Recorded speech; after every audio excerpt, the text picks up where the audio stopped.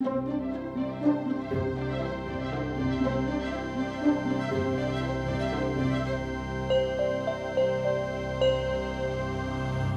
the list of 7 deadly sins, or capital vices, anger is always close to the top. We all know anger well. It's so common.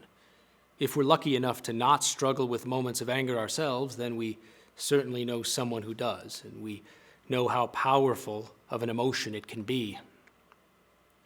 But what is anger?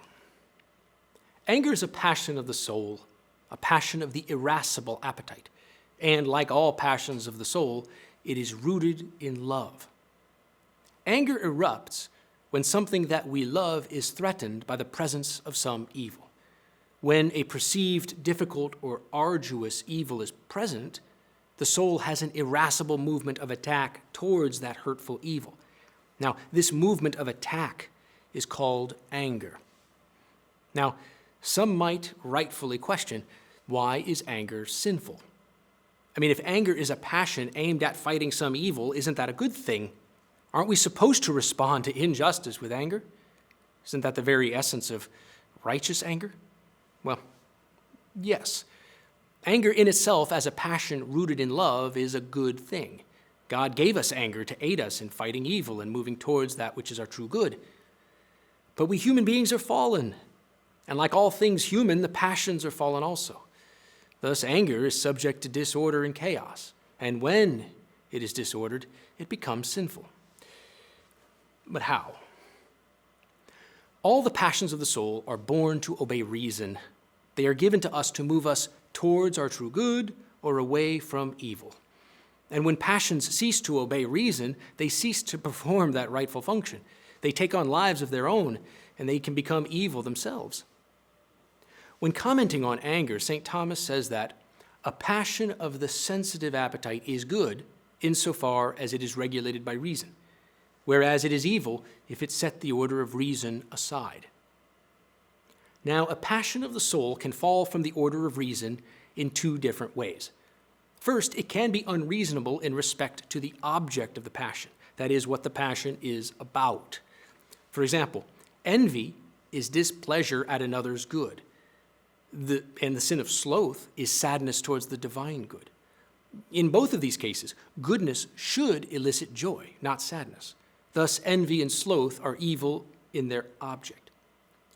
But second, a passion can be unreasonable when it errs not in its object, but in its quantity.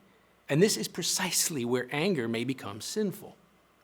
St. Thomas teaches, evil is found in a passion in respect of the passion's quantity, that is, in respect of its excess or deficiency. And thus, evil may be found in anger, when one is angry more or less than right reason demands. You see, if one is given over to inordinate anger through either temperament or bad habit, he might be moved to attack perceived evils in ways far beyond what reason would deem necessary. He might be moved to attack people in ways that are not only beneath his own dignity, but damaging to the dignity of others and hurtful to others. Now, since anger is not evil in its object, it is aimed, after all, at some perceived evil, but only evil in excess or defect, anger is not, according to St. Thomas, the most grievous sin. But nonetheless, anger is still numbered among the capital vices, that is, the vice at the head of a whole series of daughter vices. Anger is a capital vice because it, of all the passions of the soul, is felt so strongly. Since anger is directed towards a present evil, it moves us sharply and swiftly to act in vengeance towards that evil, even before we have time to deliberate upon our actions. Thus, St. Thomas teaches that anger is a capital vice on the part of its impetuosity, whereby it precipitates the mind into all kinds of inordinate action. The Christian tradition lists 6 daughter vices of anger: quarreling, swelling of the mind, contumely, clamor, indignation, and blasphemy. And how, we might ask, do we fight against the capital vice of anger?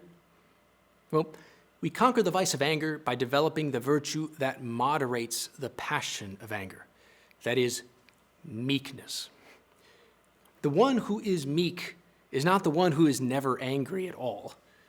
Rather, the meek is one with a moderated desire for vengeance, a desire for vengeance ordered towards the true good, the good of himself, his family, and his community.